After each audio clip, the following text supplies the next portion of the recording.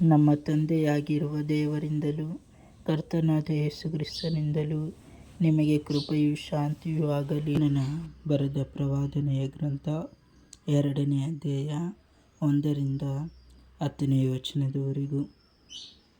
ವಿಪತ್ತಿನಿಂದ ರಕ್ಷಿತನಾದ ಪ್ರವಾದಿಯ ಸ್ತೋತ್ರಗೀತ. ಯೋನನು ಆ ಮೀನಿನ ಹೊಟ್ಟೆಯೊಳಗೆ ಇದ್ದುಕೊಂಡು ತನ್ನ ದೇವರಾದ ಯೆಹೋವನಿಗೆ ಹೀಗೆ ಪ್ರಾರ್ಥನೆ ಮಾಡಿದನು.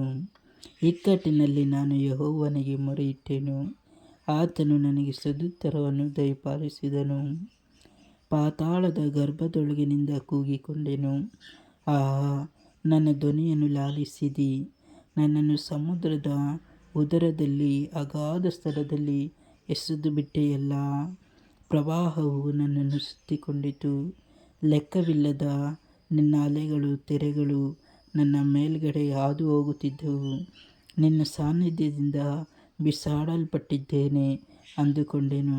ಆದರೂ ನಿನ್ನ ಪರಿಶುದ್ಧಾಲಯವನ್ನು ಪುನಃ ದರ್ಶನ ಮಾಡುವೆನು.